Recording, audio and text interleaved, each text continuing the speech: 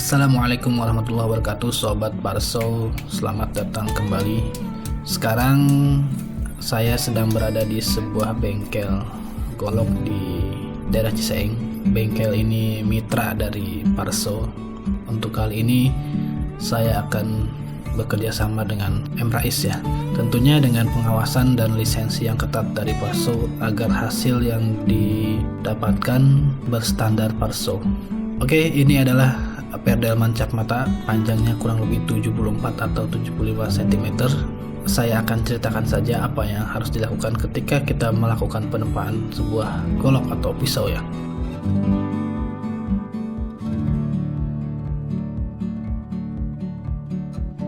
Yang pertama, karena ini pernya ada bolong-bolongnya di tengah dan di samping-sampingnya, maka kita akan membelah atau memotong dua dulu. Pernya ini kita potong dua.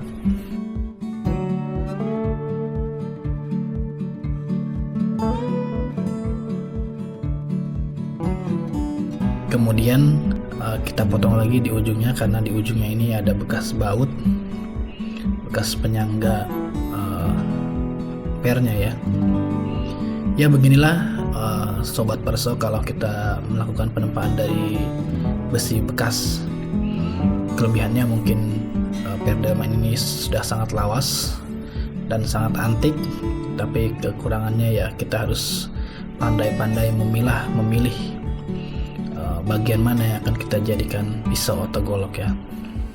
Oke, setelah itu proses penempaan dilakukan. Kita akan mulai melebarkan dulu ya, memanjangkan bahan, karena ini bentuknya masih tidak karuan, jadi bahan akan kita panjangkan dan kita lebarkan sedemikian rupa. Setelah dirasa bahan cukup bagus, kita akan melakukan tahap berikutnya, yaitu pembentukan golok ya. Pembentukan goloknya dilakukan dengan cara penempaan. Di bagian punggungnya lebih tebal, di bagian ke bevelnya atau ke arah matanya itu akan ditipiskan.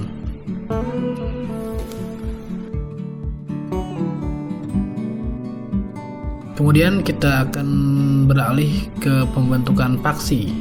Paksi ini yang nantinya akan menempel atau menancap pada gagang. Paksi ini beda-beda ya, setiap daerah ada yang panjang besar, ada yang kecil banget, tapi setiap daerah beda-beda. Kalau untuk Parso kita akan menggunakan paksi yang panjang dan cukup besar, sehingga gagang nanti akan kokoh dan tidak mudah lepas.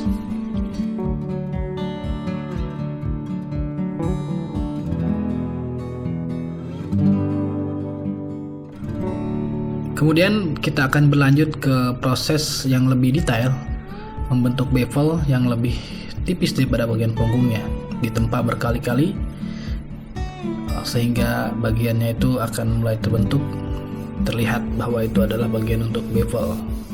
Kali ini tipe golok yang akan saya buat itu tipe yang flat ya, karena ini sebetulnya didesain untuk golok sembelih.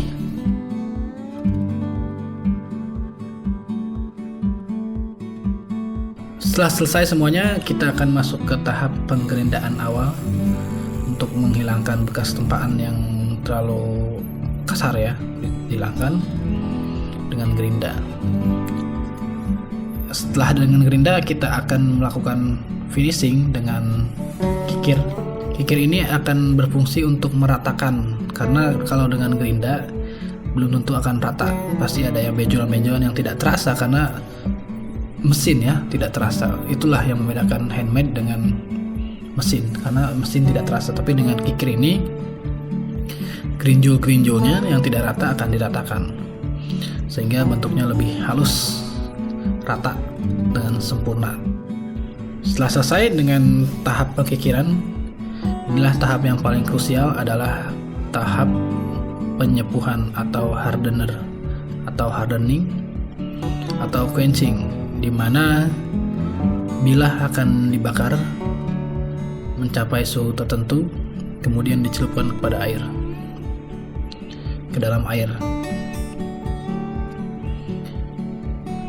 Teman-teman pasti sudah tahu ada beberapa metode untuk melakukan quenching ini. Yang paling populer adalah dengan oli atau minyak, dan yang paling tradisional di Indonesia sendiri adalah dengan air.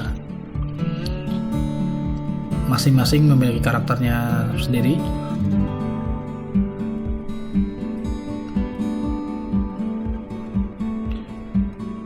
Oke, setelah disepuh, walaupun akan siap di finishing, diberikan gagang dan serangkanya.